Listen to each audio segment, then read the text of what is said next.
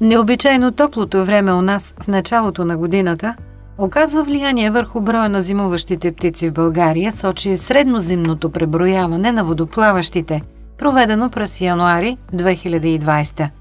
Не правят изключение и язовирите Овчарица и Розов кладенец. Намираме се на язовир Розов кладенец, който е един от основните сайтове за провеждане на среднозимното преброяване.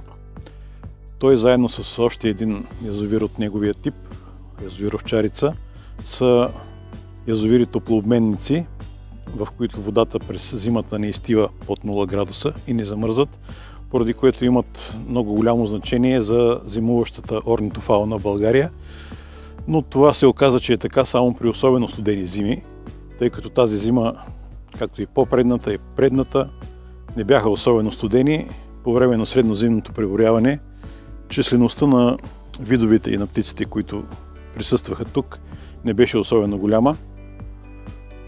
За отбелязване е, че нямаше никакви гъски. Те останаха или далеч на север извън България, или в по-малка степен в поречието на река Дунав и Бургаските езера.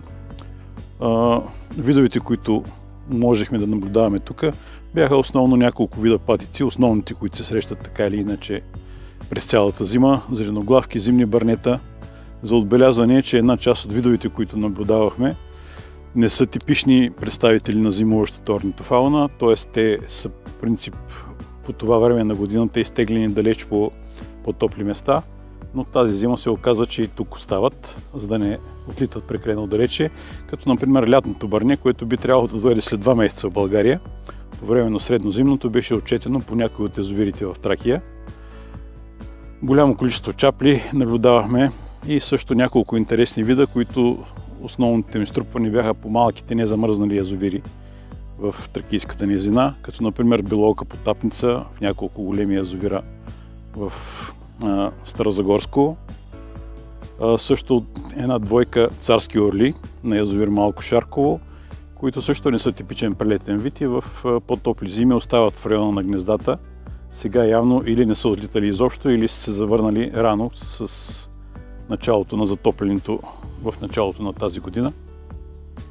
Една част от наблюдаваните пойни птици вече са започнали типичното размножително поведение, брачни песни, което също говори за това как зимите се променят и вече климата е по-различен в нашия район, поне на Тракия. Други интересни неща, които наблюдавахме през това среднозимно, както и няколко от последните зими, беше това, че характерният за нашия район кадроглав пеликан, който понякога остава да зимува тук в огромни количества, едва ли не 1/5 от европейската популация на вида, през последните зими си промени местообитанието. Доскоро по-голяма част от птиците зимуваха на язовир Овчарица, докато може би 3-та или 4-та зима вече по-голямата част от тях са струпани на Розов кладенец.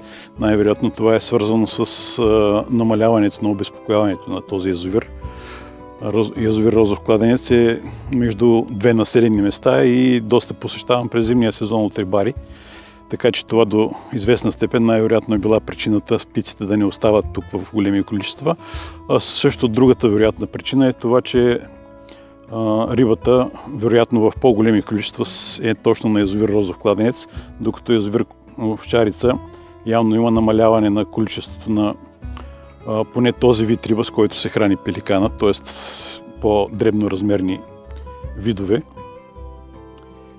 И като финал можем да кажем, че климатичните промени, за които вече едва ли има човек, който да оспорва наличието на такива промени, оказват огромно влияние както на числеността, така и на видовото разнообразие и това няма начин да ни продължи да променя наблюденията ни през зимния сезон.